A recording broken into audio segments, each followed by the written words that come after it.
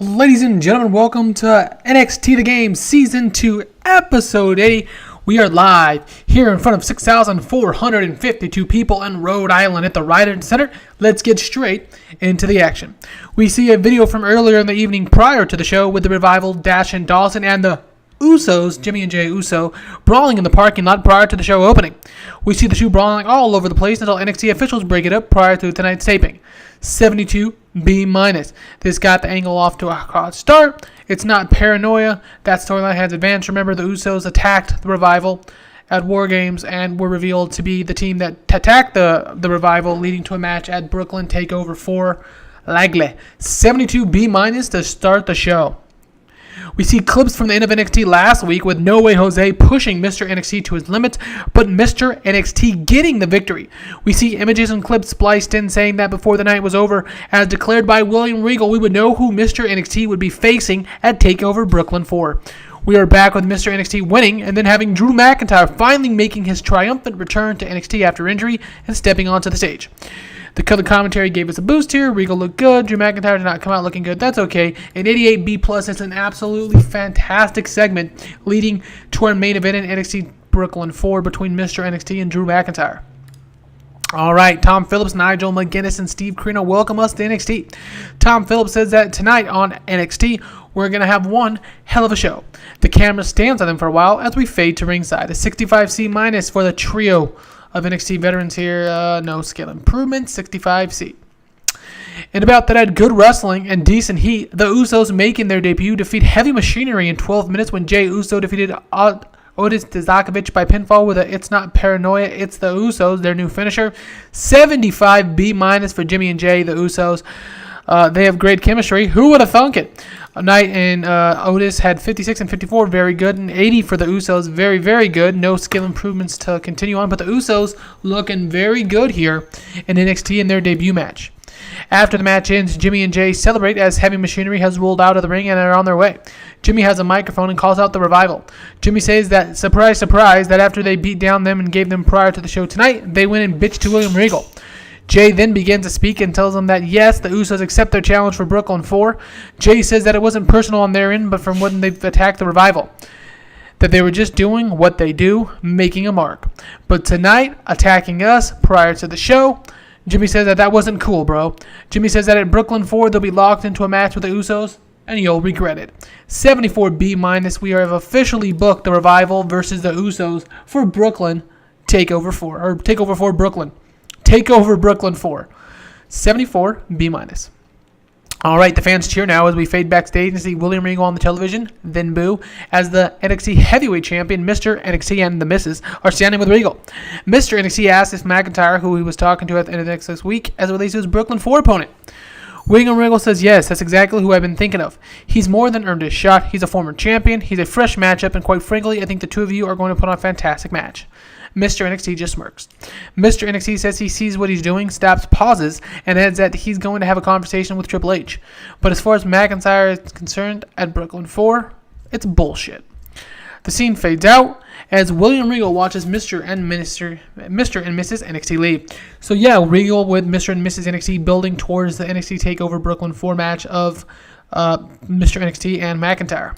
78B. Tonight, for the first time ever though, Bobby Roode will be taking on Kenny Omega in the main event. 72 B- in the segment. Pretty good. We see the NXT Women's Intercontinental Champion now, Ruby Riott, walking backstage with the Ellering Dynasty leader, Rachel Ellering. Ruby Riott is in action next. So again, recall at War Games, Rachel Ellering, along with the Authors of Pain, split off from her father and Brodus Clay. They are out of NXT, and the Ellering Alliance now features Rachel Ellering, Ruby Riott, and the Authors of Pain. 64C, Ruby Riott will be in a match coming up right now. And in a decent match, Ruby Riott defeats Dakota Kai in 9 minutes via submission. Dakota is not suited to her gimmick. Riot was off her game. That's not great. Elring did some good work, though. 41 for Kai, 55 for Ruby. The Elring Dynasty storyline has advanced but lost heat. That's all right. 54 C-. The fans now cheer as Justin Liger is shown on the screen talking to some of the lesser-known workers from the Performance Center as the Velveteen Dream walks up. The Velveteen Dream starts talking to Justin Liger, commenting and prodding at his attire, even admiring his backside. Liger finally turns around and looks at the Dream. Liger asks Dream if he ever shuts up. Dream smirks and gets into the face of the legend, Jushin Liger, and tells him why doesn't he meet him into the ring tonight, and he won't talk with his mouth, but rather his fists. Liger nods as the Dream walks away. So we've set up a match tonight between Jushin Thunder Liger and the Velveteen Dream. No idea how it's going to go, but we're going to go ahead and run it anyway because I think it could be a fun matchup. I'm really enjoying the Dream right now in NXT as his build with Aleister Black is really, sprucing up. And I'm anxious to see exactly how that works. And, I'm really enjoying the Dream, so we're going to book Liger and the Dream in a random match tonight, but I think it could be fun. Liger, at the young age of 50, is learning to show charisma. 62C. All right, next up. Andrade Cien Almas defeats Mark Andrews in 6:58 by pinfall with a split-legged corkscrew senton. Andrade Cien Almas with a 78, Mark Andrews with a 43, 70C clutch. Very solid match between Almas and Andrews. After the match is ended, Zelina Vega has gotten a microphone and begins it. Adam Cole, Liv Morgan, says Vega as the fans boo. This is what a championship, Vega says, looks like as she runs her hands down the abs of Tranquilo El Idolo, Andrade Cien Almas. Vega goes into issuing a challenge for NXT TakeOver Brooklyn 4. She goes on to saying that how Andrade was robbed of his championship due to the clusterfuck that was happening at the start of Season 2 with all the title changes in the first night, and Andrade will be back on the winning path towards greatness again.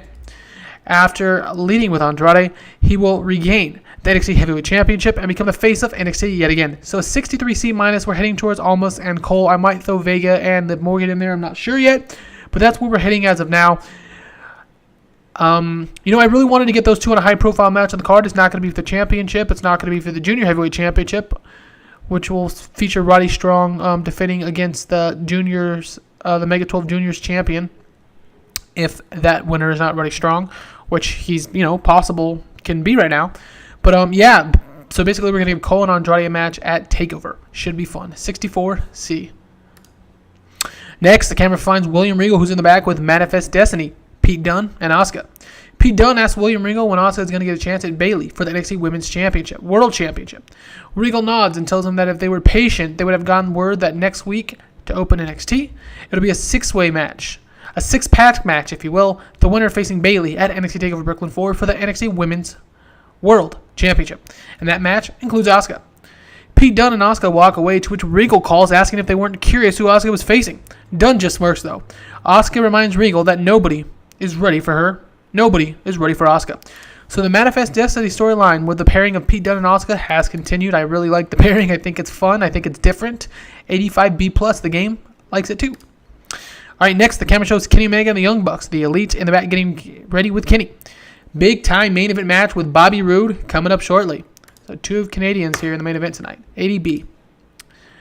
And in about that, had decent wrestling but didn't have much heat. Velveteen Dream defeats Jushin Liger by pinfall with a handful of tights. 56C-, the Velveteen Dream with the victory here. No skill improvements, that's unfortunate. 45 for Dream, 54 for Liger. Dream, as his music sounds, slithers as he does on his stomach out of the ring, as the entire arena is booing him out of the arena.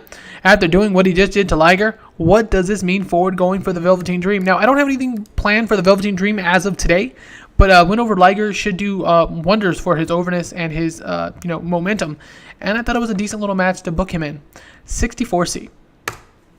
All right, next we see Bayley backstage standing with Sasha Banks. Sasha tells Bayley that she's been informed by William Regal that next week she'll be one of the 6 women to decide who faces her at NXT TakeOver Brooklyn 4, and that while Hug Life is stronger than ever, she knows she wants that championship. Bayley smiles and tells Sasha that if they face off at Brooklyn 4 that they tear the house down again, no doubt, but Asuka concerns her. She's amazing. She's good. But what concerns me, says Bayley, is that she'll do anything with her utter disregard for the rules. I wouldn't get a fair shake. Girl, says Sasha, hugging Bayley, you just worry about the boss and let me worry about Asuka. So 66C+, Sasha, along with Asuka, will be in that 6-pack women match to start the show. 66C+. A graphic airs showing now that next week House's NXT's DIY, Johnny Gargano and Tommaso Ciampa will be in action. Next week, DIY will be in action. 84B+. And in the main event, wow, 84B+ as well. And an exceptional match Kenny Omega defeats Bobby Roode in 20 minutes and 36 seconds by pinfall with a cross-legged Fisherman Buster, a.k.a. the One-Winged Angel. Bobby Roode and Kenny Omega have pretty good chemistry, and it lifted the match at 82 for Omega, 71 for Bobby Roode. Clean as a whistle in the middle of the ring. 84B plus. Kenny Omega get you some. 84B plus over the former NXT World Champion Bobby Roode. After the match, Kenny Omega stands drenched over the glorious Bobby Roode en route to his date with Sami Zayn, which will see either the Elite or House NXT forced to leave NXT. The Elite tonight are victorious. So yeah, a really good show here tonight, guys. Probably like an 80. 83B plus, freaking fantastic. The show increased our popularity in 45 regions, a very strong edition of NXT this week. And yeah, we'll keep mowing on towards Brooklyn forward. This was NXT The Game, Season 2, Episode 80. Thanks for watching, everyone, and have a glorious day.